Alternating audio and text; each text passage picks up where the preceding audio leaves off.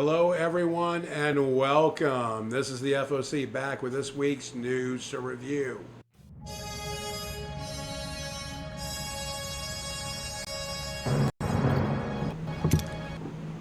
Star Trek Across the Unknown had its official release last week, and the response has been interesting.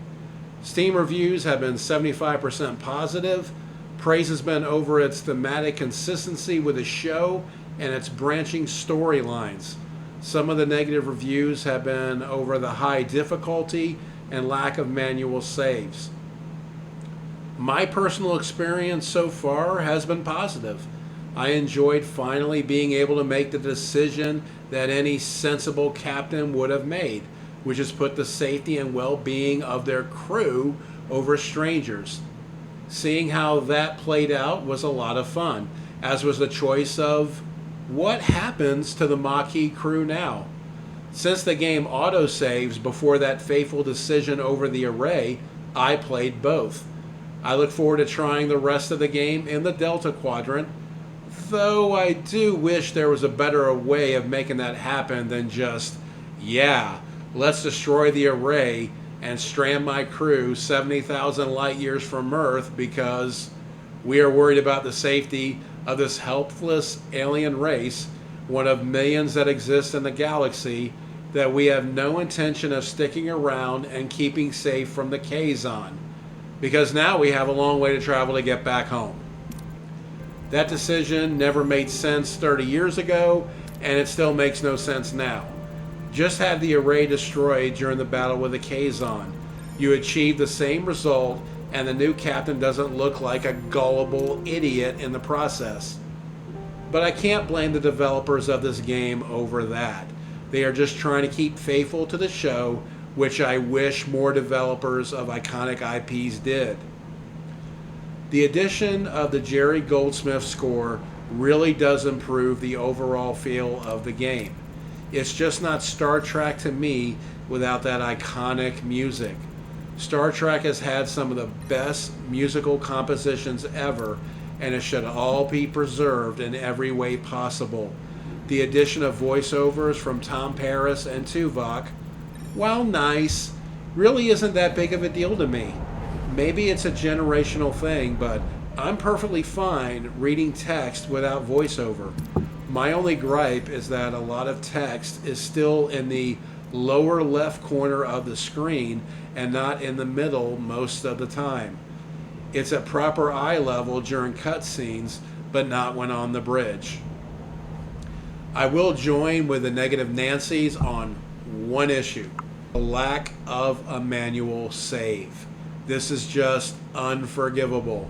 No single-player, story-driven game should be released today without a manual save. We've been manually saving games since the 1990s. I still remember manually saving during Star Trek Armada because I wanted to make sure that I could save at a certain point just in case I failed the mission and was forced to replay everything all over again. The developers have stated that it will be patched in soon, but the game should have never released without it. On a positive note, they have since launch added a patch that increased the auto saves. Steam data has shown a consistent 9,000 people playing daily.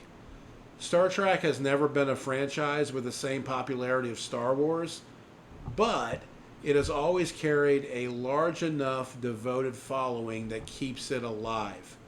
This is why I'm so positive for the future of the game. While it might not have the funding and polish of a AAA game, it also doesn't carry with it the problems that come with those AAA games. Money-wise, AAA games always shoot their wad with advertisement. They force games to be released way before they are ready, and then they abandon the game by firing everyone because the return on investment wasn't what they were expecting. Daedalic seems to get what made Voyager so popular, and you can see the love and care they take with creating this game.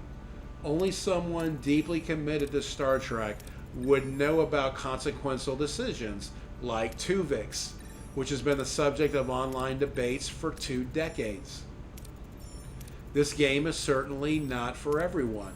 The majority of complaints outside the manual save seems to be over a lack of voiceovers and the harder difficulty.